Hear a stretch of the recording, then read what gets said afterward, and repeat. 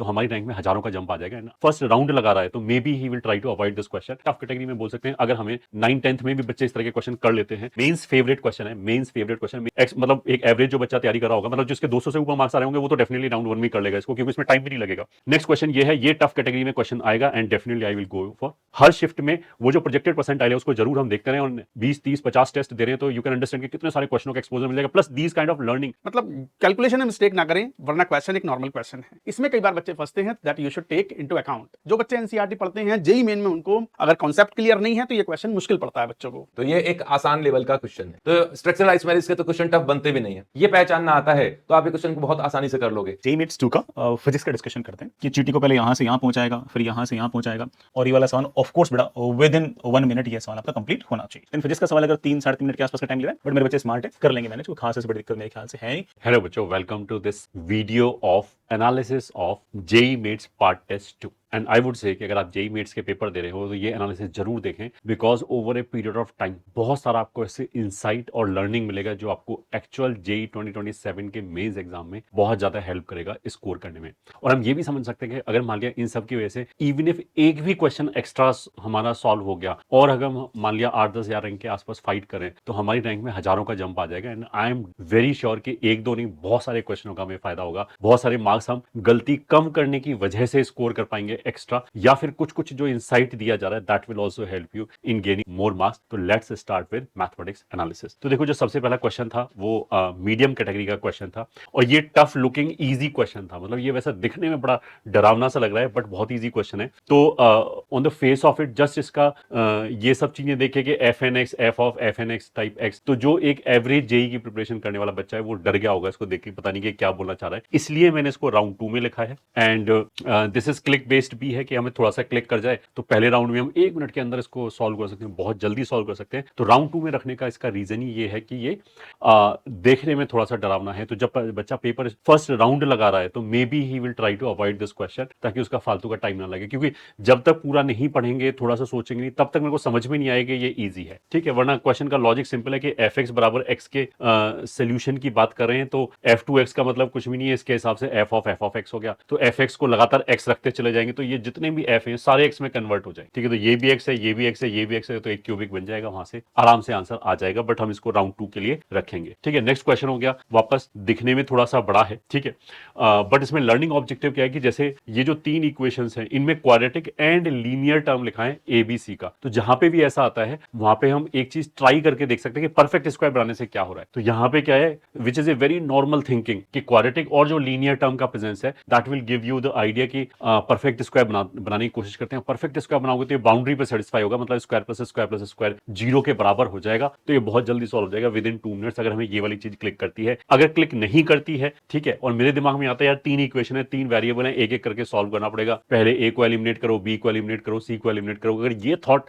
हमारा गया तो मेरे को समझ आएगा तो बहुत ही ज्यादा लेंथी हो जाएगा उस हिसाब से सॉल्व करने के लिए, इसलिए फिर ये राउंड 2 में जाएगा। तो क्लिक हो गया तो फर्स्ट राउंड में, अदरवाइज सेकंड राउंड में, या इवन थर्ड राउंड में, अगर हमें ये वाली चीज क्लिक नहीं हो रही। ये ठीक है, ये बहुत ही इजी क्वेश्चन है। राउंड 1 में cos a माइनस बी के फॉर्मूले से मेरे को तुरंत दिख जाना चाहिए cos a cos b और sin a sin b 2 variable हो जाएंगे, इनको x और y मान लिया, sin a sin b और sin a sin b cos a cos b। Option से भी हिंट मेरे को लग जाएगा कि किस टर्म में मेरे को आंसर चाहिए, ठीक है। tan a tan b को sin और cos में कन्वर्ट करेंगे तो जैसे ये x प्लस y की वैल्यू दे रखी है, ये कुछ x अपॉन y की वैल्यू दे रखी है, तो वहां से आई कैन अंडरस्टैंड कि इजीली निकल जाएगा। इसको हम राउंड 1 में रखेंगे, बहुत छोटा सा ऑब्जर्वेशन की जरूरत है, बहुत जल्दी क्वेश्चन सॉल्व हो जाएगा, ठीक है। नेक्स्ट क्वेश्चन हो गया, ये वाला क्वेश्चन हो गया। अब ये हम टफ कैटेगरी में बोल सकते हैं अगर हमें इस तरह के क्वेश्चन नहीं कर रखे, ठीक है। तो अगेन एक्सपोजर बेस्ड क्वेश्चन, अगर इस तरह का क्वेश्चन कर रखा है तो मेरे को ये समझ में आ जाएगा कि इस क्वेश्चन को किस तरीके से डील करते हैं। जैसे देखने में ये डरावना लग रहा है, बट ये एक पैटर्न है, ठीक है। तो अगर मैं n की बजाय एक स्टेप आगे रुक जाऊं तो इसी फॉर्मूले को हम लगा सकते हैं n की जगह n-1 से। तो उसका क्या है कि ये सारी चीज कुछ n-1 into n times f of n-1 लिखा जा सकता है इसी फॉर्मूले के हेल्प से। तो अल्टीमेटली जो इतना बड़ा सीरीज है वो केवल इन 3 टर्म टर्म्स में सिमट जाएगा, उसमें भी अगर हम इसको इधर ले जाएंगे तो fn और fn-1 के बीच में एक रिलेशन मिल जाएगा। तो ये क्वेश्चन बेसिकली एक्सपोजर बेस्ड है, जिसको पहले से एक्सपोजर नहीं है ये ठीक है, उसके लिए डेफिनेटली राउंड 2 या राउंड 3 में, अगर किसी ने देखा ही नहीं है तो हो सकता है कि राउंड 2 में भी क्लिक ना करे, तो हमें राउंड 3 तक जाना पड़ेगा। लर्निंग जो पॉइंट है या मैनिपुलेशन वाला पॉइंट है वो ये ऑब्जर्वेशन है कि ये जो सिमेट्रिक पैटर्न है उसमें अगर मैं एक स्टेप पहले रुक जाऊं तो इसी फॉर्मूले को हम वापस लगा के ये जो रिलेशन है उसको बहुत कॉम्पैक्ट कर सकते हैं, और कॉन्जिक्यूटिव जो f है मतलब fn और fn-1 उसमें एक रिलेशन निकल आएगा। ये हमारा लर्निंग ऑब्जेक्टिव हो गया। तो अगर और किसी क्वेश्चन में ऐसा पैटर्न मिलता है अब हम ये वाली चीज ट्राई करके देख सकते हैं। ठीक है, नेक्स्ट क्वेश्चन इज सिंपली कि अल्फा बीटा इसका रूट है, फिर उसने बोला है कि उस इक्वेशन के sum of the roots of the equation having roots as this and this. ठीक है, तो सीधी सी बात है कि अगर अल्फा इसका रूट है तो अल्फा इसको सेटिस्फाई करेगा, उस क्वाड्रेटिक से ये चीज डेफिनेटली रिड्यूस हो जाएगी। ठीक है, ये लीनियर अल्फा में या उससे भी कम में रिड्यूस हो जाएगा। सिमिलरली उसी चीज को यूज करके ये बीटा के लीनियर एक्सप्रेशन में या उससे भी छोटे एक्सप्रेशन में रिड्यूस हो जाएगा। उसके बाद हम सम ऑफ रूट्स निकाल सकते हैं। ये ठीक है, प्रोसीजरल क्वेश्चन है। इवन हम बोलेंगे कि 9th-10th में भी बच्चे इस तरह के क्वेश्चन कर लेते हैं। राउंड 1 में होना चाहिए, बहुत इजी क्वेश्चन है। नेक्स्ट क्वेश्चन इस तरह की चीज है कि उसने देखा है कि this for a real value of why this. ठीक है, तो on the face of it किसी को लगेगा दो वेरिएबल है, ऊपर से इनइक्वालिटी और है, तो हो सकता है वो राउंड 2 में जाना चाहे। बट अगर किसी को ये क्लिक कर जाए कि इसमें जो कैच करने वाला चीज है कि पढ़ते समय जो मेरे को क्लिक करना चाहिए, फॉर ऑल वाई क्लिक करना चाहिए और फिर एक वाई में क्वाड्रेटिक है, मतलब एक्स को 1 मिनट के लिए मैं छोड़ दूं तो 2y और ये मिला के मेरे को वाई में क्वाड्रेटिक दिखाई देगा। तो जब भी वाई का क्वाड्रेटिक फॉर ऑल वाई एक इनइक्वालिटी दे रखा है, तो अगर सबको हम लेफ्ट हैंड साइड पे ले जाएंगे तो a लेस देन 0 होना चाहिए, d लेस देन 0 होना चाहिए। तो सिंपल क्वाड्रेटिक का क्वेश्चन है। तो लर्निंग ऑब्जेक्टिव ये है कि मेरे को ये आइडेंटिफाई करना ना, मतलब जो पॉइंट है जहां से क्वेश्चन क्रैक होगा वो ये वाली लाइन है कि for all y and quadratic in y को देख के मेरे को समझ में आना चाहिए। तो अगर फर्स्ट राउंड में ये चीज तुरंत मेरे को क्लिक करता है तो well and good, otherwise we can wait for round 2। थोड़ा सा दिमाग इसमें लगाएंगे तो दिख जाएगा। नेक्स्ट क्वेश्चन आता है जैसे ये हो गया। अच्छा, इसमें फिर एक मैनिपुलेशन अब हम जरूर ध्यान रख सकते हैं कि ग्रेटेस्ट इंटीजर के अंदर अगर कभी भी इंटीजर हो तो उसको हमेशा ही बाहर निकाल दो, क्योंकि बाहर निकालोगे इंटीजर अगर समेशन की फॉर्म में है, मतलब प्लस के साथ हो या माइनस के साथ हो, उसको तो बाहर निकाल ही सकते हैं। तो बाहर निकालोगे तो हो सकता है उसके बाद वो क्वेश्चन बड़ी आसानी से दिख जाए। तो दिस इज राउंड 1 में करने लायक क्वेश्चन है, क्योंकि the moment you will take these 2 terms out, तुम्हें खुद दिख जाएगा 3 टाइम्स इतना है, ये 2 टाइम्स इतना है, तो एक ही ग्रेटेस्ट इंटीजर बचेगा, तुरंत सॉल्व हो जाएगा, आंसर आ जाएगा। राउंड 1 में करने लायक है ये। ठीक है, π/18 का मतलब क्या है कि वो sin 10 डिग्री वाली चीज होगी। तो उसके बाद अगर ये कैलकुलेट करोगे तो अगर इफ यू आर कंफर्टेबल तुम्हें क्लिक कर जाए तो वेल एंड गुड, पहली बार में कर सकते हैं, अदरवाइज राउंड 2 में भी ले जा सकते हैं इसको if you are not very comfortable with trigonometry. Next question हो गया सीधा सा प्रोसीजरल क्वेश्चन है, राउंड 1 में करने लायक है, इजी क्वेश्चन है। डोमेन निकालना है, इसका अंदर जो लिखा है ये पॉजिटिव होना चाहिए, नीचे जो लिखा मतलब ये ग्रेटर देन और इक्वल टू 0 होना चाहिए, एक इनइक्वालिटी आ जाएगी उसको सॉल्व कर लो, ये ग्रेटर देन 0 होना चाहिए, दूसरी इनइक्वालिटी आ जाएगी, दोनों का इंटरसेक्शन ले लो। राउंड 1 में होना चाहिए, बहुत ज्यादा कैलकुलेशन भी नहीं है। ठीक है, नेक्स्ट। अच्छा, ये रिलेशन का क्वेश्चन है, इजी क्वेश्चन है और ये मेंस फेवरेट क्वेश्चन है। मेंस फेवरेट क्वेश्चन, मेंस में आजकल ऐसे बहुत सारे क्वेश्चन पूछे जाते हैं कि इसमें एक रिलेशन दे रखे है, इसके अंदर कितने एलिमेंट और ऐड करें कि ये ऐसे बन जाए वैसे बन जाए, मतलब सिमेट्रिक बन जाए या फिर सिमेट्रिक बन जाए या फिर रिफ्लेक्सिव बन जाए। तो यहाँ पे इसने रिफ्लेक्सिव और सिमेट्रिक की बात की है, तो ये बहुत ईजी है। ठीक है, अगर ट्रांजिटिव या इक्विवेलेंस वगैरह की बात करें तो फिर हमें सोचने में थोड़ा सा दिमाग खर्च होता है, अदरवाइज तो ये वैसे ईजी है। बट क्वेश्चन की लेंथ देख के ना कि इतना सारा पढ़ना पड़ेगा, तो मे बी शुरू में I will not take risk and I will go for round 2 do it is easy question. तो मतलब कहने का मतलब ये है कि ऐसा नहीं कि सारे इजी क्वेश्चन में राउंड 1 में लेने हैं। ये ठीक है, इजी क्वेश्चन तो पूरा पढ़ने के बाद समझ में आता है कि ये इजी है, टफ है और ये मेरे को सोल्यूशन दिखाई दे रहा है, बट इतना सारा language may be I will avoid in the first round. फिर नेक्स्ट क्वेश्चन हो गया कि दिस हैज 7 सोल्यूशन। ये ठीक है, tan स्क्वायर लिखा है, sec लिखा है, तो मेरे को समझ आना चाहिए tan स्क्वायर sec स्क्वायर में कन्वर्ट हो जाएगा, तो sec में क्वाड्रेटिक आ जाएगी, वहां से sec सॉल्व हो जाएगा आराम से। तो उसके बाद ये AGP है, आराम से कैलकुलेट हो जाएगा। तो दोनों ही चीज प्रोसीजर है, प्लस आई कैन इजीली सी कि यहाँ पे तो मेरे को केवल क्वाड्रेटिक सॉल्व करनी है। और उसने बोला कि 7 सोल्यूशन इन दिस इंटरवल, तो उसका मतलब क्या है कि मेरे को ऐसे बस वहां पे जाके रुकना है π/2 के मल्टीपल पे, क्योंकि n π/2 के मल्टीपल की फॉर्म में ही आएगा, जहां पे मेरे 7 सोल्यूशंस कंप्लीट हो जाए। तो ये लॉजिक भी कोई ऐसी बहुत हैवी लॉजिक नहीं है जो हम सोचना पाए फर्स्ट राउंड के लिए।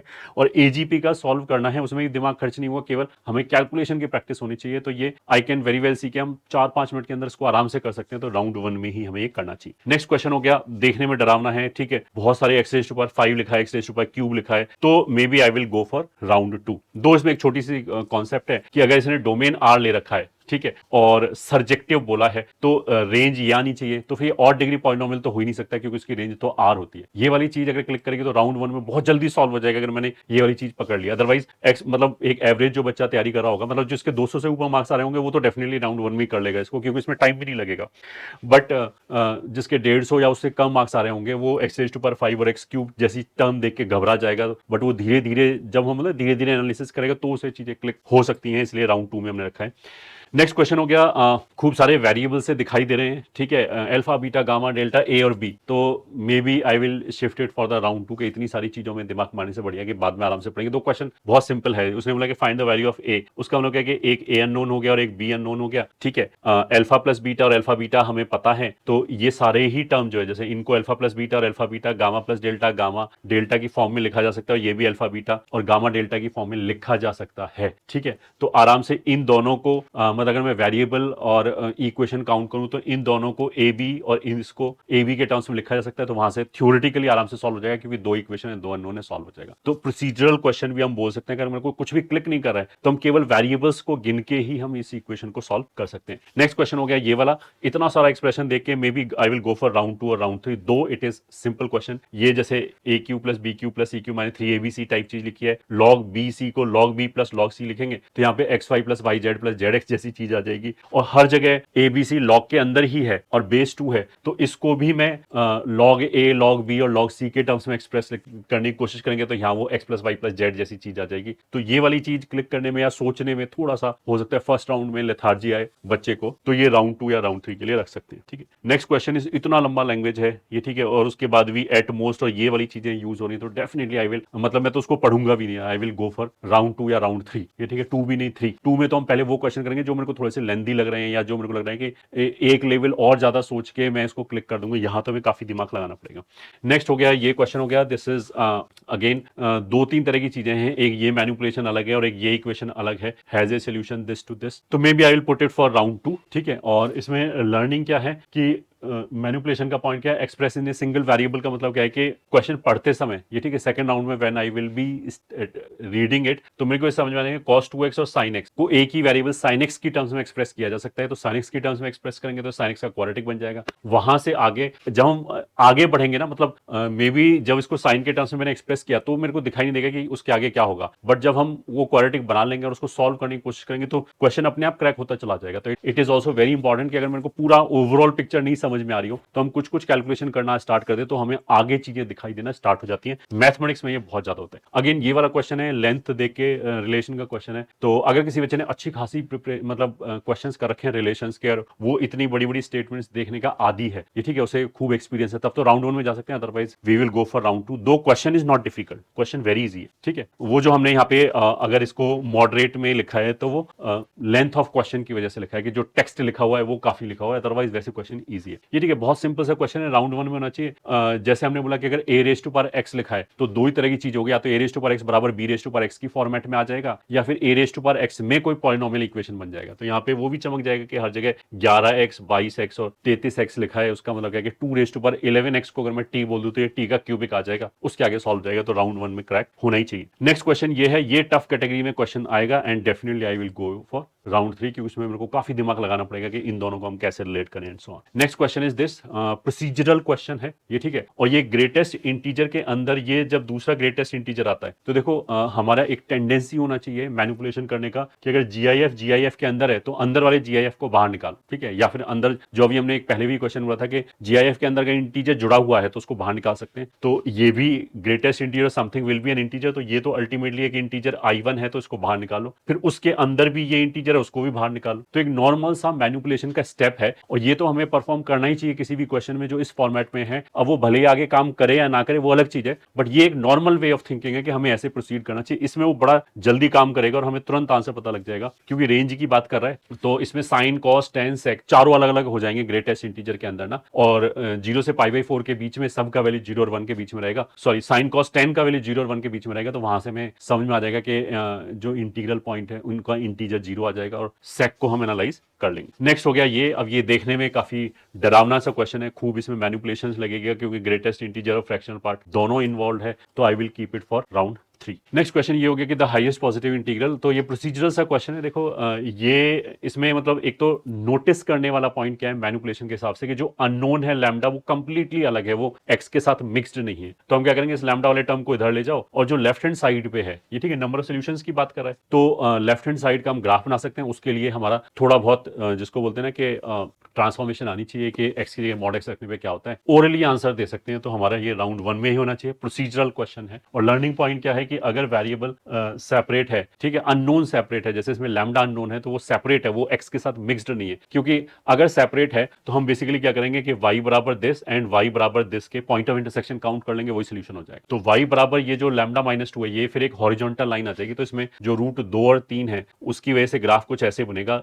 इसका, ठीक है। और जो राइट हैंड साइड पे है वो लाइन बनेगी। तो बस मेरे को ये देखना है कि लाइन इसको 4 बार कट कब करेगी, ठीक है। अगर लैम्डा और एक्स मिल जाए तो फिर लैम्डा को चेंज करने का इफेक्ट ग्राफ पे क्या होगा वो कॉम्प्लिकेटेड हो जाएगा। यहाँ पे तो क्या है कि लैम्डा चेंज करोगे तो ऊपर नीचे शिफ्ट होगा, तो बड़ी आसानी से एनालाइज कर सकते हैं, ओरली एनालाइज कर सकते हैं। लैम्डा अगर एक्स के साथ हो तो फिर गड़बड़ हो जाएगा, फिर मतलब और किसी तरीके से करना। नेक्स्ट ये हो गया ये ठीक है, क्वेश्चन देखने में थोड़ा सा डरावना है तो इसलिए आई will put it in the tough category और राउंड 2 एंड राउंड 3 के बीच में है, ठीक है। ABCD का मतलब क्या है कि आगे बढ़ोगे तो हमें सोल्यूशन दिख जाएगा, ये ठीक है। You will be able to see how to solve it, ठीक है। तो जैसे इसने बोला कि जो f है वो g का इनवर्स है, तो यहां से जैसे ये वाला जो एक्सप्रेशन दे रखा है और fx का इसने डेफिनेशन दे रखा है, तो I will try to convert it into f। तो f में कन्वर्ट करने के लिए हमने क्या किया, अल्फा को इधर ले गए तो अल्फा बराबर g ऑफ ये आ गया। g is nothing but f inverse, तो f को भी इधर ले आए तो ये आ जाएगा f अल्फा बराबर 1/अल्फा स्क्वायर प्लस 1। फिर इसको भी इधर ले आए तो alpha square plus 1 into f alpha is 1। और यहां से f alpha into alpha square plus 1 alpha cube -7 के बराबर है, तो ये अल्फा क्यूब -7 के बराबर हो गया, तो यहां से अल्फा 2 आ गया,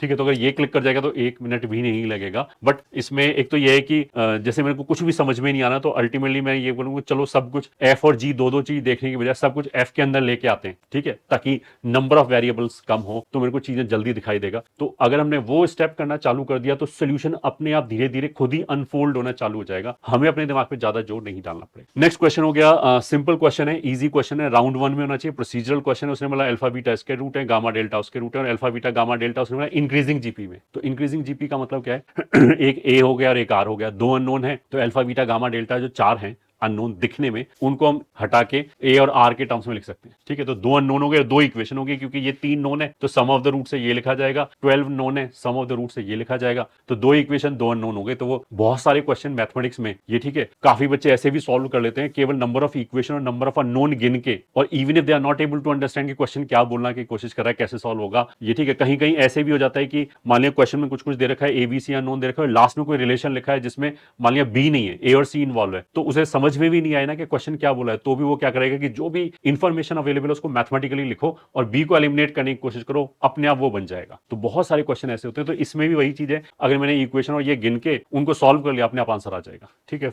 राउंड 1 में होना चाहिए प्रोसीजरल क्वेश्चन। नेक्स्ट क्वेश्चन, ये अगेन मेंस का फेवरेट क्वेश्चन है कि अगर कोई क्वाड्रेटिक ऐसा दे रखा है और an हो गया, vn हो गया, sn हो गया, वो alpha raise to power n plus beta raise to power n हो या alpha raise to power n minus beta raise to power n है, तो सीधा सीधा देखो यहीं पे x की जगह, तो जैसे x की जगह an रख दिया, मतलब एक्स स्क्वायर की जगह 2t + 2, फिर x की जगह एक कम रख दिया an - 1, और इस कांस्टेंट के साथ एक और कम रख दिया an - 2 बराबर 0, ठीक है। तो यहाँ पे जो नंबर इन्वॉल्व है 100, 98, 99, तो अगर ये 100 है तो ये 99 है, ये 98 है, तो ये दोनों न्यूमरेटर में दे रखा है, तो हम इसको उधर ले जाएंगे और a 99 से डिवाइड करेंगे तो एग्जैक्टली ये एक्सप्रेशन बन जाएगा। बहुत सारे क्वेश्चन इसमें जेईई मेंस में पूछे गए हैं, और अब तो बच्चे इसको ओरली कर देते हैं, उन्हें दिखाई दे रहा है कि this minus this upon a 99 है, तो ये है वो एक्सप्रेशन, ये पूरा जो एक्सप्रेशन लिखा है वो सिंपली ये है। तो ये क्वाड्रेटिक है तो इसकी मिनिमम वैल्यू परफेक्ट स्क्वायर बना के आ जाएगी या -d/4a से आ जाएगी, ओरली कर सकते हैं। राउंड 1 में ये डेफिनेटली क्वेश्चन होना चाहिए, ठीक है। नेक्स्ट क्वेश्चन ये हो गया, थोड़ा सा ट्रिग्नोमेट्री है, तो अगर ABC अर्थमेटिक प्रोग्रेशन में है,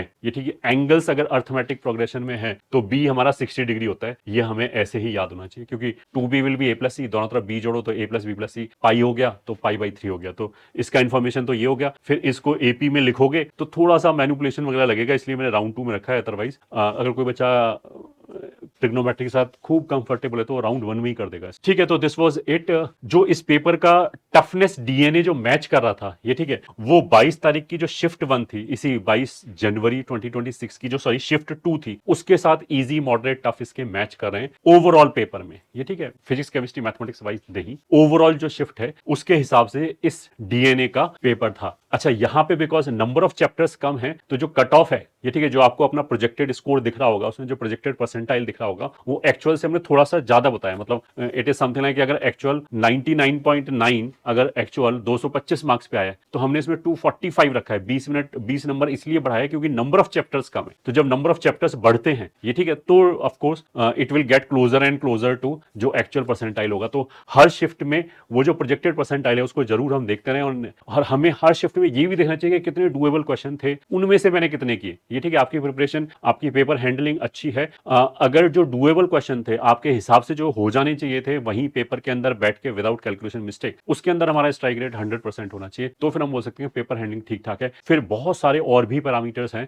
जो हमने रिपोर्ट में दे रखा है, एनालिसिस में दे रखा है, उन सबको जरूर देखें, you will get a very good insight. और जो ये आपकी जर्नी है जेई मेट्स के जो सारे पेपर होंगे, जब आप वो दोगे तो केवल पेपर देने की वजह से, एक तो ऑफ कोर्स एवरी टेस्ट में हर सब्जेक्ट में 25 क्वेश्चनों का एक्सपोजर आपको अगर मिल रहा है, तो अगर हम 20 30 50 टेस्ट दे रहे हैं तो यू कैन अंडरस्टैंड कि कितने सारे क्वेश्चनों का एक्सपोजर मिल जाएगा, plus these kind of learning हर क्वेश्चन में आपको जो दी जा रही है, this is a unique thing and it will propel your score like anything. तो इसको बहुत सीरियसली लें, सारे test within time limit ही दें, मतलब जो भी शेड्यूल्ड टाइम है अगर 9 से 12 है तो 9 से 12 ही दें, बाकी सारे काम छोड़ के, ठीक है। फिर एनालिसिस की तरफ जरूर देखें, आपको धीरे धीरे खुद ही चीजें खुद ही डायग्नोज करने चालू कर दोगे। वैसे we will also be explaining के इस एनालिसिस में इस पॉइंट का मतलब क्या है, ये सारी चीजें क्या है, पूरा ये वाला वीडियो देखें। बहुत सारे बच्चे ऐसा होगा ना कि ठीक है मैंने तो पेपर दे दिया, मेरे ठीक मार्क्स थे, उनको गलती पता लगी, एनालिसिस वीडियो नहीं देखेंगे, मतलब 1 घंटे में आप ऐसा कुछ भी नहीं कर लोगे कि ठीक है, जिसकी वजह से आपको ऐसा लगता है आपके मार्क्स में जबरदस्त बूस्ट हो जाते हैं। बट यहाँ पे हो सकता है कि जो पीसीएम का एनालिसिस है, हो सकता है कि 48वें मिनट में कोई ऐसी बात हो जो आपको एक्चुअल एग्जाम में 1 या 2 क्वेश्चन आपसे एक्स्ट्रा करा दे। तो all the very best and now over to chemistry.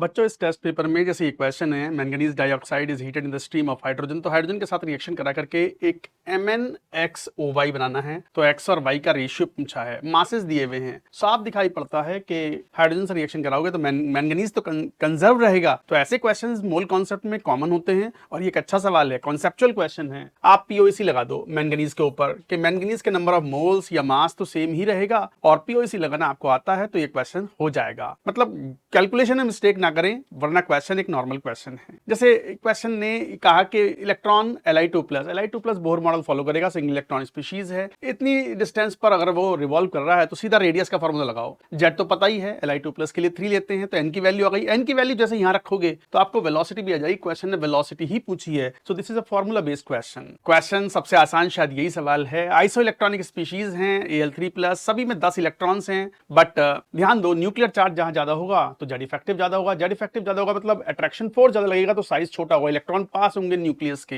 तो इसका मतलब सबसे छोटा जो है वो Z/E रेशियो से देख लो, वो जितना ज्यादा होगा साइज सब में छोटा होगा। मुझे लगता है पहला ऑप्शन ही जो है वो आसान क्वेश्चन में काउंट होगा ये। हाँ देखो, इस तरह के सवाल में ये जरूर देख लेना चाहिए, कीवर्ड है incorrect.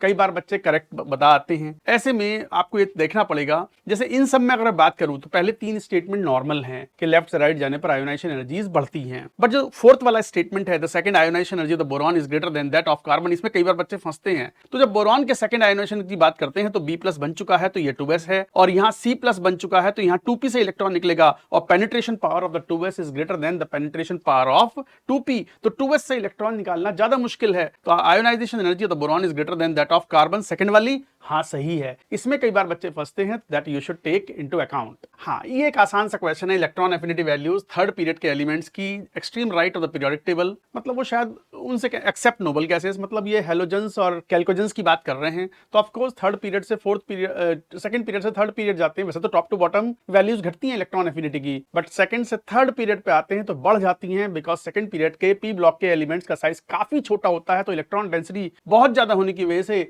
newly added electron faces very heavy repulsion and because of that size is increased। तो ये हम बात बोलते हैं, तो ये रीजन भी बिल्कुल सही लिखा हुआ है। वैसे ये एनसीईआरटी की भाषा से ही सवाल लिया गया है। जो बच्चे एनसीईआरटी पढ़ते हैं जेईई मेन में, उनको मतलब आप अंदाजा नहीं लगा सकते कितना फायदा होता है बच्चों को। हाँ, मोस्ट एसिडिक ऑक्साइड, ये बच्चों को कॉन्सेप्ट बताया भी जाता है। इन जनरल अगर एक ही एलिमेंट कई सारे ऑक्साइड बना रहा है अलग अलग ऑक्सीडेशन स्टेट में, तो higher is the oxidation number of the central atom और that element, greater will be its acidic nature. अब जैसे ये है, मान लो Cl2O7+7 में है, पानी घोलोगे तो HClO4, one of the strongest acid होता है ये, पर क्लोरिक एसिड। हाँ, करेक्ट स्टेटमेंट फ्रॉम द, बहुत ही अच्छा सवाल। इनर्ट पेयर इफेक्ट से, इनर्ट पेयर इफेक्ट में जैसे हम थैलियम और थैलियम के अंदर हम देखें तो थैलियम जो है +1 स्टेट में स्टेबल है। ये कॉन्सेप्ट ये होता है इनर्ट पेयर में कि जो NS पेयर है वैलेंस शेल वाला, वो बॉन्डिंग में पार्ट लेना नहीं चाहता as we go down from top to bottom. तो हैवीएस्ट मेंबर्स जो होते हैं बोरॉन, कार्बन, नाइट्रोजन फैमिली के अंदर, उसके अंदर heaviest members lower oxidation state में ज्यादा स्टेबल कंपाउंड्स बनाते हैं। उसी के इर्द गिर्द ये सवाल है। हालांकि अगर ये अच्छे से पढ़ा होगा तो क्वेश्चन मुश्किल नहीं है, वरना अगर कॉन्सेप्ट क्लियर नहीं है तो ये क्वेश्चन मुश्किल पड़ता है बच्चों को। Correct order of the SO bond length is, chemical bonding में ये सीखते हैं। अब जैसे मान लो SO4 2- है तो कैसे निकालते हैं, बॉन्ड ऑर्डर से कैलकुलेट करते हैं। अब इसकी स्ट्रक्चर आपको पता होनी चाहिए। सल्फर बड़ी आसानी के साथ एक्सपैंड करता है अपना ऑक्टेट, 6 बॉन्ड बना सकता है। और यहां बॉन्ड ऑर्डर अगर देखोगे तो because of the delocalisation of the pi electron, जिसे हम रेजोनेंस बोलते हैं, 2, 2, 4, 2, 6 बॉन्ड्स हैं और 4 एटम पेयर्स में डिस्ट्रीब्यूटेड हैं, तो बॉन्ड ऑर्डर 1.5। ऐसे ही कैलकुलेट करते चले जाओ बॉन्ड ऑर्डर, यहां भी इस तरीके से, तो अकॉर्डिंगली आपको यहां से आंसर मिल जाएगा। Got the point? हाँ, करेक्ट ऑर्डर बताना है लुईस एसिस्टेंट का। ये अच्छा सवाल है, कॉन्सेप्चुअल है। पहले ये तो 2 ऑप्शन है बोरॉन के हैलाइड्स में, इसके अंदर back bonding concept is more important. BF3 में अच्छी बैक बॉन्डिंग होती है because of the nearly similar size of the boron and fluorine. इस कारण से फिर सेंट्रल एटम बोरॉन जो है वो रिमेन्स ऑक्यूपाइड, जबकि BCl3 बेटर लुईस एसिड है, BBr3 बेटर है, Bi3 है, तो ये दोनों ऑप्शन तो गलत हो गए। बट जब हम बात करते हैं सेंट्रल एटम डिफरेंट हुए, तो जहां छोटा सेंट्रल एटम होगा वो आसानी से लोन पेयर को एक्सेप्ट करेगा और स्ट्रॉन्गर बॉन्ड बनाएगा from the Lewis base. Lewis acid Lewis base relationship है कोऑर्डिनेट बॉन्ड बनने में, तो ऐसे में ये बेटर है कि थर्ड वाला के boron is a better acceptor of the lone pair of electron from the donor then aluminium because of the smaller size. तो यहां फैक्टर डिफरेंट था, लॉजिक डिफरेंट था, यहां लॉजिक डिफरेंट है। I hope this is an important question, मतलब इसको important mark करके रखना, जब भी रिवीजन करो तो ये क्वेश्चन जरूर सॉल्व करना आप।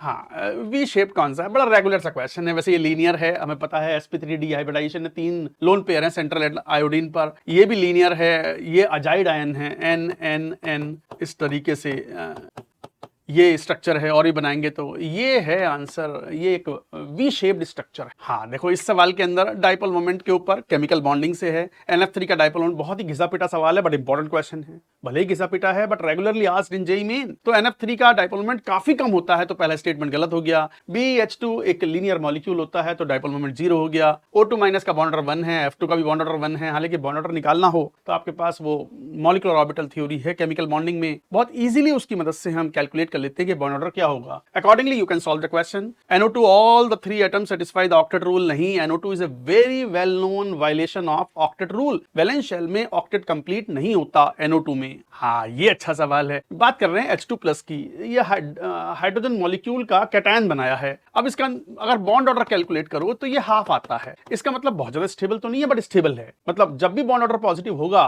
तो वो मॉलिक्यूल या स्पीशीज एग्जिस्ट कर सकती है, भले ही बहुत ज्यादा स्टेबल ना हो। और उसका एक जनरल डायग्राम यही होता है कि जब बहुत दूर दूर है तो ऐसा कोई कनेक्शन नहीं है, बट यहां पे ये bond energy, this represents the bond energy. ये सेकंड वाला जो स्ट्रक्चर है ये किसी भी स्टेबल मॉलिक्यूल्स के फॉर्मेशन को रिप्रेजेंट करता है, and accordingly you can find out the answer. ये बेसिक बात है, वैसे एनसीईआरटी में भी लिखी हुई है जब हम केमिकल बॉन्डिंग पढ़ते हैं तो। हाँ, average oxidation state of carbon in glucose C6H12O6 अगर देखोगे तो ये 6x + 12 - 12 = 0, तो x की वैल्यू 0 आ गई। तो 0 यहां तो नहीं है, यहां भी नहीं है, ये वाला ऑप्शन हो गया। ये आसान क्वेश्चन था। मतलब केमिस्ट्री के अंदर आसान क्वेश्चन खूब होते हैं, एक्चुअल जेईई मेन के पेपर में भी अगर देखो, बट कुछ क्वेश्चन तो ट्रिकी होंगे ही होंगे, तो इस पेपर में भी मिलेंगे आपको। क्वेश्चन में कहा कि 0.05 centimetre thick coating of the silver is deposited on this plate. ये प्लेन क्वेश्चन है मोल कॉन्सेप्ट का। मोल कॉन्सेप्ट का फॉर्मूला अप्लाई करें। अब थिकनेस दी हुई है, प्लेट का एरिया दिया हुआ है, सेंटीमीटर को मीटर में कन्वर्ट कर लेना और वॉल्यूम आ जाएगा, और डेंसिटी पता है, density is equal to mass upon volume. तो मास आ गया, और मास आ गया सिल्वर का, तो फिर मोल्स में कन्वर्ट कर लो, एटॉमिक मास से डिवाइड करके एवोगैड्रो नंबर से मल्टीप्लाई करेंगे तो you will get the number of atoms of silver. वही क्वेश्चन ने पूछा है। Consider the following 10 species. देखो ये स्पीशीज दी हुई है केमिकल बॉन्डिंग में, ये कंपाउंड्स हैं और इनमें मॉलिक्यूलर सभी डायटोमिक हैं। मॉलिक्यूलर ऑर्बिटल थ्योरी लगा दो, सभी में बॉन्ड ऑर्डर फाइंड आउट कर सकते हो। जैसे O2 का बॉन्ड ऑर्डर 2 होता है, बट एक इलेक्ट्रॉन आखिरी वाला अगर रिमूव करोगे तो कैटायन बनेगा। ऑक्सीजनाइल कैटायन बोलते हैं इसको O2+ को, तो बॉन्ड ऑर्डर बढ़ के 2.5 हो गया। यहाँ पे N2 का बॉन्ड ऑर्डर 3 होता है, ये याद रहता है बच्चों को। एक इलेक्ट्रॉन ऐड करोगे तो वो एंटी बॉन्डिंग में जाएगा, तो बॉन्ड ऑर्डर फिर 2.5 हो गया। इस तरीके से आप सब चेक करते चले जाओ। और डायमैग्नेटिक, पैरामैग्नेटिक, थोड़ा टाइम तो लगता है ऐसे क्वेश्चन में। तो केमिस्ट्री में ऐसे क्वेश्चन भी होते हैं जो 15 सेकंड 20 सेकंड में भी हो जाते हैं। केमिस्ट्री में ऐसे क्वेश्चन भी मिलेंगे जिसमें 3-4 मिनट 2-3 मिनट लगाने भी पड़ते हैं। बट क्वेश्चन कोई ऐसा मुश्किल सवाल तो नहीं है ये। हाँ, ये एक ट्रिक की क्वेश्चन था। Spin only magnetic moment of the cobalt in oxidation state कुछ प्लस ए है, मतलब कैटायन है, तो ये दिया हुआ था। इसका मतलब x की वैल्यू 3 अनपेयर्ड इलेक्ट्रॉन्स हैं और दूसरी ऑक्सीडेशन स्टेट है b, तो इसके अंदर 4 अनपेयर्ड इलेक्ट्रॉन्स हो गए, तभी आएगा ये spin magnetic moment. Spin magnetic moment का फॉर्मूला पता ही है, is equal to square root of x into x plus 2 Bohr magneton. चलो ठीक है, bm मतलब बोर मैग्नेटॉन। तो maximum value of a and b, maximum value last में क्वेश्चन ने कहा cobalt can lose all the 4s and 3d electron. तो अगर ध्यान से देखना, अगर कोबाल्ट की बात करें तो आर्गन 3d कितना होता है 7 4s2। तो अगर 3 अनपेयर्ड इलेक्ट्रॉन रहने हैं तो मैं अगर बॉक्स डायग्राम से बनाऊं, ये इस तरह की सिचुएशन है, 7 और ये। चलो कैटायन बनाना है तो पहले ये 2 इलेक्ट्रॉन रिमूव कर दिए, उसके बाद 3 अनपेयर्ड इलेक्ट्रॉन है तो D7 भी हो सकता है। और कह रहे हैं सारे इलेक्ट्रॉन रिमूवेबल हैं, तो फिर तो ये इलेक्ट्रॉन भी गया, ये भी गया, ये भी गया, ये भी गया। तो हो सकता है कि आप अगर 2 और 2 4 इलेक्ट्रॉन रिमूव कर दो तब 3 बचे, तो 4 और रिमूव कर दिया और 2 6 रिमूव कर दिए, तो ये +2 भी हो सकता है। और D3 बचेगा प्लस कितने में 2 और 2 4 और रिमूव कर दिए, 4 और 2 6 हो गया, इस टाइप से। तो इसका मतलब ये दोनों ही पॉसिबिलिटीज होंगी, तो 6 इलेक्ट्रॉन भी रिमूव हो सकते हैं और 2 भी रिमूव हो सकते हैं। यही चीज आपको इसमें भी चेक करनी पड़ेगी, कौन सा वाला +4 ऑक्सीडेशन स्टेट में, तब आपको प्रॉपरली आंसर आ पाएगा। इट्स ए गुड क्वेश्चन, ये ट्रिकी क्वेश्चन था। तो ये था आपका टेस्ट पेपर, उसका एनालिसिस। अब ऑर्गेनिक केमिस्ट्री में जेईई मेट्स के PT2 में जो क्वेश्चंस आए थे उनके एनालिसिस कर लेते हैं। फर्स्ट क्वेश्चन में पूछा गया है गामा मिथाइल साइक्लोहेक्सेन कार्बेल्डिहाइड कौन सा है। तो कार्बेल्डिहाइड जो फंक्शन ग्रुप है उसके रेस्पेक्ट में अगर आपको अल्फा बीटा गामा पोजीशन ये नोटेशन आता है तो आप ये क्वेश्चन बहुत आसानी से करोगे। क्वेश्चन में पूछा गया है कि गामा पोजीशन पे मिथाइल कौन से साइक्लिक कार्बेल्डिहाइड में है, तो ये एक आसान लेवल का क्वेश्चन है। दूसरा क्वेश्चन है the number of possible structural isomers पूछे हैं और फॉर्मूला दिया है C7H16। ये भी बहुत इजी क्वेश्चन है क्योंकि इस तरह के क्वेश्चंस में 7 कार्बन वाला, डिग्री ऑफ अनसैचुरेशन 0 है, 7 कार्बन वाले जितने भी एल्केन्स बन सकते हैं वो बना के देखते हैं। अगर ऐसे क्वेश्चंस की प्रैक्टिस कर रखी है आपने तो ये क्वेश्चन बहुत आसान क्वेश्चन है। अगर प्रैक्टिस नहीं की है तो ये इस तरह का क्वेश्चन काफी टाइम लेके जा सकता है और इसमें भी कई बार हम लोग स्ट्रक्चर्स रिपीट भी कर लेते हैं काउंटिंग में और कुछ स्ट्रक्चर्स को मिस भी कर देते हैं। तो ऐसे क्वेश्चंस की प्रैक्टिस अच्छी तरह से कर लेनी चाहिए। आपने लेक्चर नोट्स में भी इस तरह के क्वेश्चंस की प्रैक्टिस कर रखी है। ये एक आसान लेवल का क्वेश्चन है जिसके मार्क्स तो हाथ में से छूटने ही नहीं चाहिए। एक और क्वेश्चन है स्ट्रक्चरल आइसोमेरिज्म का क्वेश्चन है। किस तरह के स्ट्रक्चरल आइसोमेरिज्म यहां इन कंपाउंड्स में है वो आइडेंटिफाई करनी है। कंपाउंड के नेम दिए हैं, वो तो स्ट्रक्चर आपको बनानी ही पड़ेगी और उसके बाद में आइसोमेरिज देखने हैं। तो स्ट्रक्चरल आइसोमेरिज के तो क्वेश्चन टफ बनते भी नहीं है। बस आपको ये देखना चाहिए, सबसे पहले टॉटोमेरिज्म को देखना चाहिए। अगर टॉटोमेरिज्म है तो और कुछ मत देखो, फिर उसके बाद में फंक्शन आइसोमेरिज देखनी चाहिए, उसके बाद मेटामेरिज्म देखना चाहिए, उसके बाद चेन आइसोमेरिज देखना चाहिए और उसके बाद में ही पोजीशन आइसोमेरिज देखना चाहिए। इस सीक्वेंस में करते हैं तो गलती होने की पॉसिबिलिटी बिल्कुल नहीं रहती है। ठीक है, तो यह एक इजी क्वेश्चन है। इस क्वेश्चन में पूछा गया है कि कौन सा एरोमेटिक कंपाउंड नहीं है, तो आपको पाई बॉन्ड अगर सही तरीके से हकल्स रूल को फॉलो करना, मतलब हकल्स रूल को कौन से स्ट्रक्चर फॉलो कर रही है ये पहचानना आता है तो आप ये क्वेश्चन को बहुत आसानी से कर लोगे। तो यहाँ कॉन्जुगेशन के इलेक्ट्रॉन्स को ध्यान रखिएगा कि कब लोन पेयर के इलेक्ट्रॉन कॉन्जुगेशन में है और कब लोन पेयर के इलेक्ट्रॉन कॉन्जुगेशन में नहीं है। तो इस तरह के क्वेश्चंस भी हम लोगों ने बहुत से किए हुए हैं, लेक्चर नोट्स में भी किए हुए हैं। तो ये एक इजी लेवल का क्वेश्चन है। यहाँ कुछ पेयर्स दिए हैं, कंपाउंड्स के स्ट्रक्चर्स दिए हैं, आयंस की भी कंपाउंड ही है और हमें पहचानना है कि कौन से स्ट्रक्चरल आइसोमर एक दूसरे के हैं। तो यहाँ ये जो क्वेश्चन हो रहा है ये एक बिल्कुल सिंपल सा क्वेश्चन है क्योंकि अगर एटम्स अपनी पोजीशन चेंज कर लेते हैं तो वो एक दूसरे के रेजोनेटिंग स्ट्रक्चर तो हो ही नहीं सकते। जैसे आप देखो यहाँ पर एटम्स का जो डिस्ट्रीब्यूशन है, जो अरेंजमेंट है, वो ही चेंज हो गया है, रेजोनेटिंग स्ट्रक्चर नहीं हुए। तो रेजोनेटिंग स्ट्रक्चर में एटम अपनी पोजीशन कभी चेंज नहीं करते हैं, केवल इसी कॉन्सेप्ट के बेसिस पे ये क्वेश्चन हो रहा है। तो ये एक इजी क्वेश्चन है, इसमें अच्छे क्वेश्चन भी बन जाते हैं, लेकिन ये तो बहुत आसान क्वेश्चन है। डाइपोल मोमेंट पूछा गया है इस क्वेश्चन में, चारों स्ट्रक्चर्स में डाइपोल मोमेंट आपको निकालना पड़ेगा। डाइपोल मोमेंट में यहाँ एक भी ऐसा ऑप्शन नहीं दिखाई दे रहा है जो कि एक्सेप्शनल टाइप का है और ये एक्सेप्शनल जो है ये भी इतना ज्यादा पढ़ा दिया जाता है कि ये नॉर्मल नॉर्मल ऑर्डर हो जाता है, तो इसमें भी कोई एक्सेप्शन जैसी कोई चीज नहीं है, ठीक है ना। तो ये डायपोल मोमेंट निकालना है, इसमें रेजोनेटिंग स्ट्रक्चर का सहारा ले लीजिएगा और यहाँ तो डायपोल मोमेंट 0 हो ही जाएगा, यहाँ डायपोल मोमेंट काफी अच्छा होगा प्लस m और माइनस m इफेक्ट के कारण। तो ये क्वेश्चन आसान क्वेश्चन है, इजी क्वेश्चन की कैटेगरी में ही जाएगा। स्टेटमेंट्स गिवन है, inductive effect, hyper conjugation, electromagnetic effects related. Statement 1 inductive effects related है, बिल्कुल थ्योरेटिकल क्वेश्चन है। इस क्वेश्चन को टफ क्वेश्चन तो नहीं कहा जा सकता क्योंकि इंडक्टिव इफेक्ट की जो डेफिनेशन है उसी से रिलेटेड स्टेटमेंट दिया है, कुछ किसी तरीके से घुमाया फिराया ही नहीं है। हाइपर कॉन्जुगेशन CH बॉन्ड का ज्यादा होता है कि CD बॉन्ड का ज्यादा होता है, बिल्कुल पढ़ा हुआ है। Electromagnetic effect carbon carbon multiple bond में, कार्बन ऑक्सीजन मल्टीपल बॉन्ड में आपको पढ़ाया हुआ है कि रिएक्शन के टाइम किस तरीके से इलेक्ट्रोमैग्नेटिक इफेक्ट देखा जाता है। इसी तरह से delocalisation of pi electrons in ring and resonating structure, resonating structure में पेयर्ड इलेक्ट्रॉन सेम रहते हैं, अनपेयर्ड इलेक्ट्रॉन सेम रहते हैं, वो सीधे स्टेटमेंट से उठा के क्वेश्चन लिया गया है। यहां एक भी स्टेटमेंट अगर मिस हुआ तो हो सकता है तुम्हें ऑप्शन में उलझा दे, लेकिन स्टेटमेंट सही ढंग से पढ़े हुए हैं तो इस क्वेश्चन को मैं टफ नहीं कहूंगा, ये बहुत इजी लेवल का क्वेश्चन ही माना जाएगा। हाँ, स्टेटमेंट नहीं पढ़े तो ऑर्गेनिक केमिस्ट्री में तो क्वेश्चन होते भी नहीं है, हो ही नहीं सकते हैं। फिर पूछा है कि कितनी एल्काइंस पॉसिबल है C5H8 में जिसका डिग्री ऑफ अनसैचुरेशन 2 है। ये भी आसान क्वेश्चन है। C5H8 की C5 की मतलब कार्बन के आपको कितने तरह के 5 कार्बन के कितने तरह के स्केलेटन बन सकते हैं वो बनाने हैं और फिर उसमें ट्रिपल बॉन्ड को सेट करके देखना है कि कहां कहां ट्रिपल बॉन्ड सेट हो जाएगा। तो ये भी क्वेश्चन की प्रैक्टिस की हुई है तो आसान है, क्वेश्चन की प्रैक्टिस नहीं की है तो बहुत लेंदी हो सकता है और गलत भी हो सकता है, कॉन्फिडेंस भी लूज कर सकता है। यहां इस क्वेश्चन में हमें पहचानना है कि किसमें inductive effect, mesomeric effect and hyper conjugation तीनों हो रहे हैं। तो इंडक्टिव इफेक्ट तो ये पढ़ ही रखा है कि जहां भी इलेक्ट्रोनेगेटिविटी का डिफरेंस आएगा वो कहीं ना कहीं पोलैरिटी उसके अंदर आएगी, तो इंडक्टिव इफेक्ट तो आएगा ही आएगा। हाइपर कॉन्जुगेशन में ये पढ़ रखा है कि कार्बन कार्बन मल्टीपल बॉन्ड के जस्ट पास वाले sp3 कार्बन पर H होना चाहिए, और रेजोनेंस में तो कॉन्जुगेशन पढ़ रखा है। तो यहां आप देखिए कि कहीं मुझे ऐसा कोई कार्बन कार्बन मल्टीपल बॉन्ड नहीं दिखाई देता जिसके जस्ट पास में sp3 कार्बन का H हो, तो इसमें हाइपर कॉन्जुगेशन नहीं है। इसमें हाइपर कॉन्जुगेशन भी है, डबल बॉन्ड के जस्ट पास में H है, रेजोनेंस भी है, और इंडक्टिव इफेक्ट तो C डबल बॉन्ड O का है ही। तो इसी तरह के सारे ऑप्शंस आपको चेक करने हैं। तो इस क्वेश्चन को टफ नहीं कहे गए, पर ये मॉडरेट लेवल का क्वेश्चन है क्योंकि इसमें सभी स्ट्रक्चर में तीनों कंडीशंस देखनी पड़ेगी, तो थोड़ा सा ये क्वेश्चन लेंथी हो जाता है, इसलिए इस क्वेश्चन को मैं मॉडरेट लेवल में कह रहा हूं। तो ओवरऑल ऑर्गेनिक केमिस्ट्री के क्वेश्चंस तो यहाँ बहुत इजी थे, इनमें से मार्क्स तो नहीं कटने चाहिए।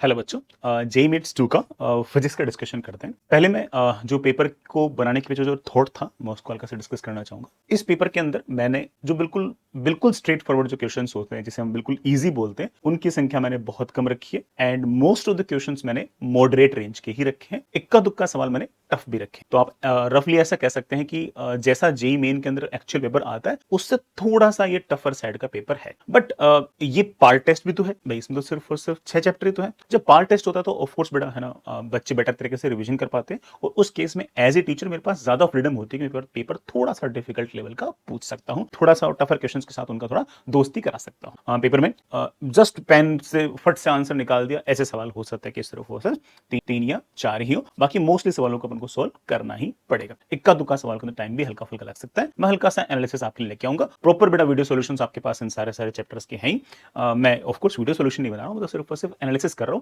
कि how I would have done the paper. ठीक है, सबसे पहला जो सवाल है बेटा इसके अंदर बहुत ही वैसे टफ क्वेश्चन है बट स्टैंडर्ड है, मैंने इवन क्लास के अंदर भी करा रखा है। और उसके अंदर कोई एंट है बेटा, वो है ना डायगोनल जो कॉर्नर है ना, इस कॉर्नर से चलते चलते इस कॉर्नर तक पहुंचती है, तो उसे जाने में मिनिमम कितना टाइम लगेगा वो बेटा इसमें पूछ रखा है। तो किसी ने अगर ये वाला सवाल पहले अगर कर रखा है, किसी ने अगर पहले कर रखा है तो उसके लिए तो राउंड 1 का सवाल है। ठीक, और किसी ने अगर ये वाला सवाल नहीं कर रखा तो उसे सवाल पढ़ते एक बार के लिए छोड़ देना चाहिए, क्योंकि फिर वो क्या करेगा कि बेसिक से करने की कोशिश करेगा, बेसिक से करने की कोशिश करते वो फंस जाएगा और थोड़ा सा टाइम लग सकता है, मैक्सिमम मिनिमम टाइप करेगा। फिर क्या करेगा कि चीटी को पहले यहां से यहां पहुंचाएगा, फिर यहां से यहां पहुंचाएगा, फिर let's say this distance will be y, this will be l - y and something ऐसे सॉल्व करने की कोशिश करेगा। लेकिन जिस बच्चे ने पहले सॉल्व कर रखा है उसको तो हल्का फुल्का आइडिया पता है, इसकी ट्रिक पता है कि एग्जैक्टली कैसे करना है, तो वो राउंड 1 में निपटा सकता है। अदरवाइज ऑफ कोर्स इसके अंदर टाइम ही लगेगा, तो फिर राउंड 2 के अंदर करना चाहिए। उसमें अगर ना बने तो कोई दिक्कत नहीं है, ये सवाल जिसने नहीं कर रखा उसके लिए फ्रेश सोचना थोड़ा सा मुश्किल रहता है। अगला क्वेश्चन मैडम रिलेटिवली मुझे ऐसा लगता है कि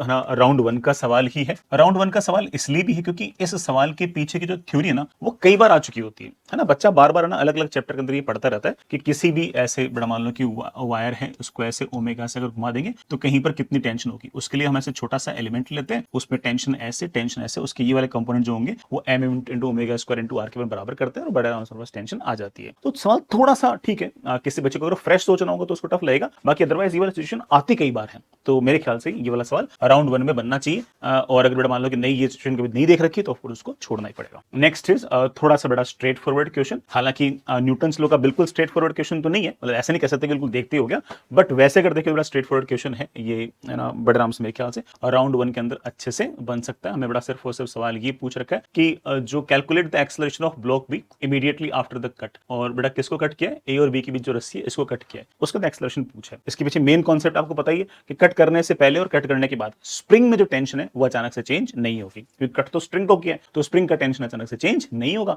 बस इस कॉन्सेप्ट बेस्ड वाला बिल्कुल सवाल है। क्लास एग्जांपल भी इस तरीके आपने खूब सारे कर रखे हैं, एक्सरसाइज में खूब सारे सवाल कर रखे हैं, तो राउंड 1 में ये वाला सवाल आपसे बनना चाहिए। अगला सवाल बेटा velocity as the function of X दे रखा है और एक्सेलरेशन पूछा है। I think it is very easy बेटा, एक्सेलरेशन इज ऑफ कोर्स बेटा simply v dv by dx। ऐसा करते एक लाइन में आंसर आ जाएगा और राउंड 1 के अंदर होना चाहिए, और ये वाला सवाल ऑफ कोर्स बेटा विद इन 1 मिनट ये सवाल आपका कंप्लीट होना चाहिए। अगला सवाल वैसे बेटा मैं कहूंगा कि ना सवाल आसान है, लिंग्विस्टिकली थोड़ा सा बच्चों को मुश्किल लग सकता है, लैंग्वेज वाइज थोड़ा सा बच्चों को मुश्किल लग सकता है, सिचुएशन में सवाल और ऑप्शंस को थोड़ा सा सोचने में समय लग सकता है, तो लैंग्वेज वाइज थोड़ा सा आप कह सकते हो कि मॉडरेट वाला है। बाकी बड़ा कॉन्सेप्ट्स में तो कुछ खास ऐसी बड़ा बड़ी बात है नहीं, एक पार्टिकल बड़ा ऐसे सर्कुलर मोशन कर रहा है, नॉर्मल का एक component M omega square R के बराबर होगा, नॉर्मल का वाला कंपोनेंट एम जी के बराबर होगा। बस लैंग्वेज में हल्का फुल्का कई बच्चों को थोड़ा सा इशू होता है, इसलिए मैंने इसको मॉडरेट बोल रखा है। सवाल बड़ा ऑफकोर्स राउंड 1 में मतलब पहले गो में ही हो जाना चाहिए, ठीक है।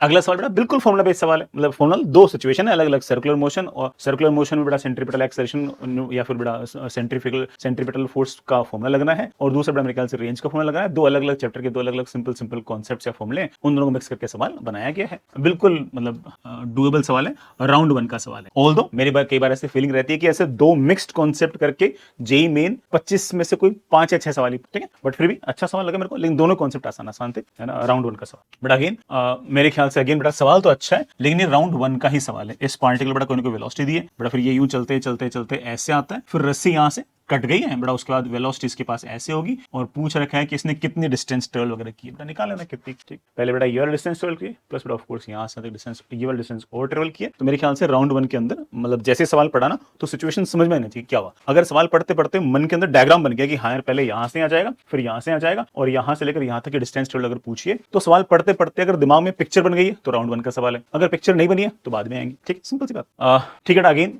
मेरे ख्याल से आसान सवाल है। जिस किसी बच्चे ने 2 ब्लॉक प्रॉब्लम ढंग से पढ़ रखी है उसके लिए बेटा राउंड 1 का सवाल है। जिसने 2 ब्लॉक प्रॉब्लम नहीं पढ़ रखी है बेटा उसको ऑफ कोर्स हल्का सा बेसिक से सोचना पड़ेगा, तो उसको हल्का सा टाइम लगेगा बेटा, फिर उसको राउंड 2 में करनी चाहिए, ठीक है। अगेन बेटा मेरे ख्याल से इजी क्वेश्चन है। वाई कोऑर्डिनेट टाइम के साथ कैसे वेरी कर रहा है, एक्स कोऑर्डिनेट टाइम के साथ कैसे वेरी कर रहा है, इनको डिफरेंशिएट करते हैं एक्स में और वाई के बेटा आपके पास वेलोसिटी आ जाएगी, T is equal to 0 put करेंगे तो इनिशियल स्पीड आ जाएगी। तो बेटा मेरे ख्याल से ये राउंड 1 का सवाल है, इजी सवाल है। एंड अगेन बेटा ये वाला जो सवाल है ना ये विद इन 50 to 60 सेकंड्स वाला सवाल बनना चाहिए। अगेन बेटा सिंपली बेटा क्या कहते हैं बेटा, बैंकिंग वाला जो सवाल होता है, बैंकिंग का जो फॉर्मुला होता है उस पर बेटा बिल्कुल फॉर्मुला बेस्ड सवाल है, इजी क्वेश्चन है, राउंड 1 का सवाल है। और मेरी ऐसी फीलिंग है कि इस तरह का सवाल पूरा सवाल पढ़ना और करना लगभग 40 to 50 सेकंड्स के आसपास ये वाला सवाल बनना चाहिए। भाई इन सवालों में टाइम कम लगेगा तभी तो बेटा ऑफ कोर्स टाइम बचेगा टफ वाले सवाल को करने के लिए, क्योंकि कई टफ सवालों को हमें 2 बार करना पड़ रहा है, एक बार राउंड 1 में भी किया फिर उसमें तो पढ़ा फिर वापस आया फिर राउंड 2 में किया, तो बेटा ऑफ कोर्स ना यहाँ टाइम बच जाएगा। अगेन बेटा मेरे ख्याल से ना easier kind of a question है बेटा, वेलोसिटी का इधर वाला जो कंपोनेंट होगा that multiply by time is equal to 100 metre करते हुए एक लाइन में अपना आंसर भी आ जाएगा। इस पार्टिकल जो मोशन होगा ना बेटा वो ऐसे कोई ना कोई स्पाइरल टाइप होगा और चलते चलते ये ओ वाले पॉइंट से टक्कर वक्कर कुछ करेगा, पर ठीक है। मेन बात क्या है बेटा, मेन बात ऑफ कोर्स मेरे पास ये है कि बेटा मुझसे पूछा कि टाइम कितना लगेगा। मेरे ख्याल से ऑफ कोर्स अगेन राउंड 1 का सवाल है, और ये वाला सवाल मेरे हिसाब से बेटा 80 सेकंड्स मैंने ज्यादा लिख दिया, मेरे ख्याल से 60 सेकंड्स विद इन 1 मिनट के आसपास बेटा पूरा सवाल पढ़ना सॉल्व करना और आंसर टिक करना, 60 सेकंड में सारा काम इस सवाल में होना चाहिए। अगेन बेटा आगे चलते हैं बेटा, कोई ना कोई अगेन बिल्कुल स्टैंडर्ड सवाल बेटा, टेबल है उस पर चेन का कुछ हिस्सा यहाँ पड़ा है कुछ हिस्सा बड़ा यहाँ पड़ा है, बेटा जस्ट स्लिपिंग वाला केस होगा तो इतनी सी चेन का जो mg होगा वो इतनी सी चेन के स्टैटिक फ्रिक्शन के जस्ट बराबर कर देंगे, तुम्हारा आंसर आ जाएगा। अगेन बेटा मुझे ऐसा लगता है कि ये राउंड 1 का सवाल है, लेकिन ये बात सोचने में हल्का सा समय लग सकता है, इसलिए मैं टाइम नहीं लिख रहा। टाइम बेटा मैं मान के चल रहा हूँ कि हाँ ठीक है किसी बच्चे को 2 मिनट 2.5 मिनट के आसपास का समय लग सकता है। किसी ने सवाल पहले से कर रखा होगा तो बेटा ऑफ कोर्स उसको तो पता ही क्या करना है, तो उसके लिए अगेन ये वाला सवाल अगेन 60 सेकंड्स वाला है। ये वाला सवाल जैसे ही देखा कि यार एक पार्टिकल को यहाँ से चला यहाँ ले आए और नॉन कंजर्वेटिव फोर्स के अंदर लेके आ रहे हैं, वर्क डन मुझसे पूछा है, और वर्क डन पूछा है, तो इसमें जैसे ये वाला डायग्राम देखा, देखते बच्चों को समझ आना चाहिए कि हाँ इस तरह का सवाल मैंने देख तो रखा है, ठीक है, बट इस तरह के सवाल को करने में समय लगता है। पहले यहाँ से यहाँ का वर्क डन निकालते हैं, फिर यहाँ से यहाँ का निकालते हैं, फिर यहाँ से यहाँ का निकालते हैं, और फिर यहाँ से यहाँ का निकालते हैं। अगर आपको सवाल नहीं आता, अगर आपने ये वाला सवाल पहले से नहीं कर रखा तो छोड़ दीजिए। अगर आपने पहले से वो सवाल कर रखा है तब भी आपको ये वाला सवाल राउंड 2 में ही करना है। सर क्या बात बोल रहे हो? बिल्कुल सही बोल रहा हूँ। ये वाला सवाल अगर आपको पहले से आता है, मैंने बता भी रखा किस तरह से करते हैं वाला सवाल, अगर ये वाला सवाल आपको पहले से आता है तब भी ये वाला सवाल राउंड 2 में ही करना है, क्योंकि अगर आपको आता है ना तब भी सवाल को करने में लगभग 3-3.5 मिनट के आसपास का टाइम लग जाएगा, जो मुझे लगता है कि फिजिक्स के पॉइंट ऑफ व्यू से थोड़ा सा ज्यादा समय है। 3-3.5 मिनट में मैथ्स के सवाल का आंसर आ जाए तो अलग बात, तो अच्छी बात है, लेकिन फिजिक्स का सवाल अगर 3-3.5 मिनट के आसपास का टाइम ले रहा है तो मेरे ख्याल से ज्यादा टाइम ले रहा है, तो अपन उसको राउंड 2 में इसके ऊपर आना चाहिए। तो अगर सवाल आता है तो राउंड 2 में आएंगे, नहीं आता तो ऑफकोर्स बड़ा वाला सवाल अपन को छोड़ना ही है। आता नहीं आता मतलब क्या? आता मतलब पहले से कर रखा तो आता है, नहीं कर रखा तो नहीं आता, ये मान के चलना है, फ्रेश नहीं सोचना है वाला सवाल, ठीक है। अगेन बेटा थोड़ा सा टफर काइंड ऑफ क्वेश्चन है, बट अगेन मैं ये कहूंगा कि ये वाला सवाल जो ना पढ़ते पढ़ते ही पता लग जाएगा कि यार थोड़ा सा अनऑर्थोडॉक्स है, तो मैं एक काम करूंगा, इसको बाद में राउंड 2 में सवाल को करने की कोशिश करूंगा। मेरे ख्याल से बड़ा इस एम वाले ब्लॉक को बड़ा मूव कराना होगा, कितने फोर्स की आवश्यकता बड़ा मुझसे पूछ रखी, तो ऑफकोर्स बड़ा अपन को थोड़ा सा इसमें हल्का सा समय लगेगा सिचुएशन को एनालाइज करने में। और राउंड 2 में भी मेरे को ऐसी फीलिंग है कि ना आपको बड़ा ये वाला सवाल करने में हो सकता है कि 3 मिनट एंड समथिंग बड़ा आपको समय लग जाए, क्योंकि स्टैटिक फ्रिक्शन इन्वॉल्व हो गया ना, तो सिचुएशन को थोड़ा सोचना पड़ता है, एनालाइज करना पड़ता है। बट अगेन मेरे ख्याल से इजी सवाल है, खास तौर से बड़ा वर्क डन पूछा है और फोर्स वर्सेस एक्स दे रखा है। ग्राफ से अगर सोचोगे ना तो हो सकता है कि बड़ा 60 सेकंड्स के अंदर ही सवाल आपका बन जाए। ग्राफ से सोचते ही बड़ा मेरे ख्याल से ये वाला सवाल 60 सेकंड्स में बन जाएगा। हाँ अगर बड़ा मान लो मैथमेटिकली करोगे तो बड़ा ऑफ कोर्स है ना, x लेस देन 4 के लिए फंक्शन कैसे डिफाइन होगा, x ग्रेटर देन 4 के लिए कैसे डिफाइन होगा, मैथ्स की स्टाइल से करना पड़ेगा, क्योंकि मोड लगा रखे हैं, उसमें टाइम लग सकता है। बट मेरे ख्याल से सब बच्चे ग्राफ से करेंगे तो 60 सेकंड में सवाल बनना चाहिए। बट अगेन मेरे ख्याल से सवाल थोड़ा सा स्टैंडर्ड है, हालांकि करने में टाइम लग सकता है, लेकिन सवाल बड़ा बिल्कुल स्टैंडर्ड है। मुझसे पूछ रखा है कि नेट एक्सेलरेशन इतना कब होगा, तो बड़ा पार्टिकल के पास सेंट्रीपिटल एक्सेलरेशन है और टेंजेंशियल एक्सेलरेशन है। अब टेंजेंशियल एक्सेलरेशन का मैग्नीट्यूड तो फिक्स है, लेकिन सेंट्रीपिटल एक्सेलरेशन लगातार बढ़ता जा रहा है, और नेट एक्सेलरेशन होगा of course under of AC square plus AT square. तो AT फिक्स है, AC लगातार वेरी कर रहा है, बड़ा AT को of course V square by R लिख देंगे, और V बड़ा of course tangential acceleration multiply by time लिख देंगे। तो थोड़ा सा सवाल को सॉल्व करने में टाइम लग सकता है, लेकिन सवाल को पढ़ते पढ़ते पता लग जाता है कि करना क्या है। तो मेरा ऐसा मानना है कि ये सवाल जो ना ये राउंड 1 में ही करना चाहिए। हाँ ये वाला सवाल राउंड 1 में करने पर भी टाइम ले सकता है, और लगभग मेरी ऐसी फीलिंग है कि 120 प्लस सेकंड इसमें पूरे सवाल को सोल्व करने में लग सकते हैं। तो इसमें सवाल में टाइम लगेगा, बट कर लेगा बच्चा। बट अगेन मेरे ख्याल से इजी काइंड ऑफ सवाल है, बड़ा मुझसे साफ साफ ना पावर पूछ रखा है, तो ऊपर की तरफ जो फोर्स है बड़ा उसको वेलोसिटी से मल्टीप्लाई कर देना, फोर्स भी ऊपर है वेलोसिटी भी ऊपर है, और वो जो फोर्स होगा वो mg और फ्रिक्शनल फोर्स के बराबर है। तो मेरे ख्याल से बड़ा बिल्कुल इजी ही मानूंगा मैं, और मैं इसको राउंड 1 टाइप मान हटा, यहाँ मैंने मॉडरेट लिख रखा है, मैं अपने आम बोलचाल में इजी बोल रहा हूँ, ठीक है। राउंड 1 का सवाल मानता हूँ, और बड़ा अगेन मेरे ख्याल से ये वाला जो सवाल है ना 60 to 80 सेकंड्स के आसपास में टाइम में बनना चाहिए। ये वाला सवाल अगेन बेटा लास्ट 2-3 साल मैंने ऐसा नोटिस किया कि ना 5 या 4 बेटा ऐसे स्टेटमेंट लिख देते हैं और पूछते हैं कौन से सही है, तो उसमें आपको सारे स्टेटमेंट आने चाहिए, तब जाके आपका आंसर आएगा, ठीक है। तो ये आजकल के बेटा जेईई मेन के बेटा काफी पसंदीदा इस तरह के सवाल, तो जानबूझ के मैंने ये वाला सवाल आपसे पूछा है। अगर आप इंडिविजुअली इन 6 लाइंस को अगर पढ़ोगे ना तो सारी लाइंस इजी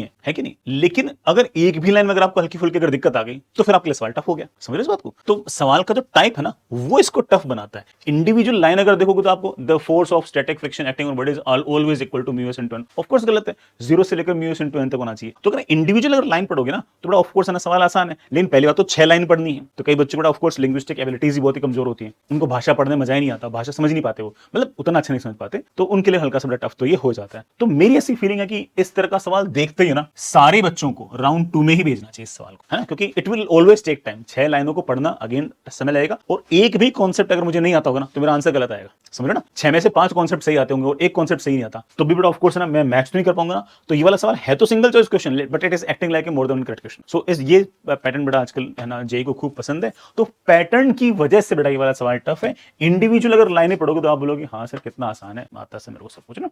नेक्स्ट इज बड़ा मेरे ख्याल से ना ठीक है बड़ा नॉट दैट टफ, हालांकि बड़ा ठीक है। मैच तो कलम में कई बच्चों को दिक्कत आती है, मैं हर बार बड़ा कोशिश करता हूँ कि मैं कम से कम एक मैच तो कलम इन SCQ में आपसे पूछूं, क्योंकि बड़ा एनटी वालों को काफी पसंद होते हैं इस तरह के मैच तो कलम, तो मैंने सोचा मैं पूछ लेता हूँ। और बेटा मेरे ख्याल से ये राउंड 1 में करने वाला सवाल है। मेरी ऐसी फीलिंग है कि मैच द कॉलम में जो एससीक्यू वाले सवाल होते हैं ना, वो इन जनरल एससीक्यू वाले सवाल से भी आसान होते हैं पैटर्न की वजह से। अगर इक्का दुक्का ऑप्शन भी बेटा अगर मान लो मुझे अगर आ गया ना, तो भी ऑप्शन मैच कर जाते हैं, और मेरे ख्याल से बहुत सारे बच्चे मेरे से एग्री करेंगे, तो मैं इसको थोड़ा सा मान के चलता हूं कि राउंड 1 में करने वाले सवाल ये होते हैं। अगेन बेटा असर्शन रीजनिंग भी मैं चाहता था सवाल के अंदर आया है, बेटा असर्शन रीजनिंग भी बेटा आ गया। अगेन बेटा इजी सा क्वेश्चन है और राउंड 1 में ये वाला सवाल बनना चाहिए। अगेन बेटा मेरे ख्याल से एक स्टैंडर्ड सा एक क्वेश्चन है, पहले बेटा एक्सेलरेट करता है, बेटा फिर डी एक्सेलरेट करता है, और of course velocity versus time graph ये बनता है, उसका एरिया अंडर द कर्व बेटा आपके पास डिस्प्लेसमेंट हो जाता है। सवाल की लैंग्वेज जरूर थोड़ी सी लैंग्वेज या फिर यूनिट्स बेटा थोड़ी सी ठीक है मैनेज करनी पड़ेगी, बट मेरे बच्चे स्मार्ट है, कर लेंगे मैनेज, कोई खास ऐसी बड़ी दिक्कत मेरे ख्याल से है नहीं।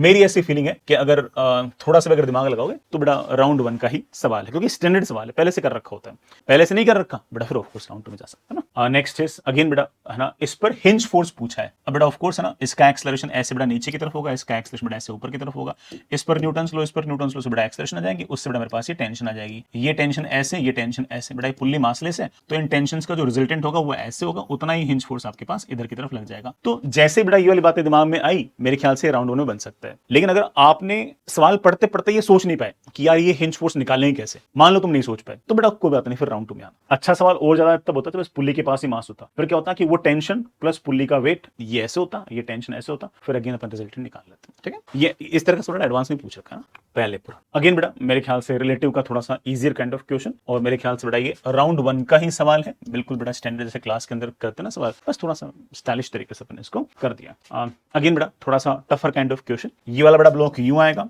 ये बड़ा आपके पास कार्ट ऐसे इधर की तरफ एक्सेलरेट होगी, तो इस कार्ट के रेस्पेक्ट में इस 2 kg ब्लॉक पर अगर देखोगे तो इधर की तरफ सूडो फोर्स आएगा, उसके कारण कभी ना कभी 2 kg का जो ब्लॉक होगा वो गिर जाएगा, है ना, कार्ट से। हालांकि ग्राउंड से भी कर सकते हो, पर ठीक है मैं इसे समझाने के लिए बोल रहा हूँ। पूछा बेटा कार्ट से वाला ब्लॉक कब गिरेगा, तो ऑफ कोर्स बेटा कार्ट के रेस्पेक्ट में अगर देखेंगे तो सूडो फोर्स इधर की तरफ, फ्रिक्शन इधर की तरफ, net force equals to mass into acceleration, but that acceleration into half into T square is equals to ये कार्ट की जो लेंथ होगी, बट हम सब निकाल सकते हैं कितने टाइम बाद ये गिरेगा। नहीं अच्छा टाइम दे रखा है और म्यू के पूछ रखा है, वो तो एक ही बात है, क्वेश्चन तो नहीं है। तो मैं कहूं तो देखो जब मेरे लिए तो बोलना आसान था, बट बच्चे के लिए थोड़ा सा हो सकता है कि मुश्किल हो, खासतौर से सूडो फोर्स वगैरह वाली बातें। तो ये राउंड 2 का सवाल है, एंड किसी बच्चे को अगर मान लो कि क्लिक कर भी गया हो ना और उसको लगता हो कि इससे टाइम लगेगा, तब भी बेटा वो राउंड 2 के लिए कर छोड़ सकता है, और क्लिक करते बेटा उससे कॉन्फिडेंस होगी हाँ सर अभी करता हूं, तो बेटा उस केस में आप फटाफट बता सकते हो। नेक्स्ट है बेटा यहाँ पर कोई नहीं बेटा वेलोसिटी वगैरह दे रखी है, और बेटा यहाँ पर मुझसे वेलोसिटी पूछी है, सिर्फ और सिर्फ यहाँ से तक वर्क एनर्जी थ्योरम अपन को लगानी है। सवाल को पढ़ने में ही समय लगेगा, सवाल को करने में समय नहीं लगेगा। ये बेटा प्योरली राउंड 1 का सवाल है, सिर्फ और सिर्फ देखने में हल्का सा बेटा आपको टफ लग सकता है, बट ये एक्चुअल में टफ है नहीं, बल्कि ये वाला जो सवाल है ना ये हो सकता है कि ना फिर भी टफ हो, लेकिन ये वाला सवाल टफ नहीं है। ठीक है, ये वाला सवाल बेटा मानूंगा कि मॉडरेट टाइप का सवाल है, सिर्फ और सिर्फ यहाँ से तक वर्क एनर्जी थ्योरम लगानी है, और बीच के रास्ते में फ्रिक्शन भी है, तो खट से वाला सवाल बन जाएगा। तो सवाल को पढ़ने में हो सकता है कि पढ़ने में और कॉम्प्रीहेंड करने में हो सकता है कि आपको 90 सेकंड के आसपास का टाइम लग जाए, लेकिन सोल्व तो ये 60 सेकंड्स में हो जाएगा। तो कुल ना करिए 150 सेकंड्स के आसपास का मामला है। 150 सेकंड्स पर कितना 2.5 मिनट होगा, हाँ 2.5 मिनट में वाला सवाल अपन से बनना चाहिए। तो मेरी तरफ से इतना एनालिसिस था, अपन अगले जेईई मेट्स के एनालिसिस में मिलते हैं। आई रियली होप बेटा आपके लिए यूजफुल रहा होगा। आपको बेटा और कोई बात अगर जाननी हो इन वीडियोस के अंदर एनालिसिस में कोई और चीज ऐड करे तो प्लीज बेटा कमेंट बॉक्स में लिखना, we will try to add those features. And हमने जितने भी सवाल बेटा ऐड किए, आपने नोटिस भी किया होगा इस बात को कि हमने हर सवाल के पीछे कुछ कुछ चीज सोचकर ही ऐड किया है कि यार है ना असर्शन रीजनिंग होना चाहिए, है ना लैंग्वेज वाले सवाल भी होने चाहिए, मतलब जहां जहां बच्चा फंस सकता है और जो एनटीए पूछता है दोनों बातें ध्यान रखिए। ऐसे नहीं कि सिर्फ एनटीए क्या पूछता है, नहीं, बच्चा कहां फंस सकता है उसका भी ध्यान रखा है, बच्चा पेपर से क्या सीख सकता है उसका भी ध्यान रखा है, साथ ही साथ एनटीए क्या पूछता है उसका भी ध्यान रखा है। तो हमने ऐसा नहीं कि सिर्फ रैंडम कोई सवाल उठाइए डाल दिया, नहीं, हर सवाल के पूछे पूरी की पूरी स्टोरी है और बिना स्टोरी के हमने कोई पेपर नहीं बनाया। ऐसा नहीं कि सिर्फ उससे पहले जेईई मेट्स के 2 पेपर होंगे उनको ऐसा कर दिया बाकी आगे जाके घास काट देंगे, बिल्कुल नहीं। हर पेपर को पूरी एकदम हम हमारे मन में स्टोरी बनाते हैं कि यार इस बार ये पूछेंगे, इस बार ऐसा करेंगे, इस बार ऐसा करेंगे। तो बड़ा मन से सारे टेस्ट देना, क्योंकि आपके सर लोग बड़ा बहुत ही मन से पेपर बना भी रहे हैं और पेपर को बड़ा मन से वो आपके साथ एनालिसिस को डिस्कस भी करते हैं। चलो बाय बाय।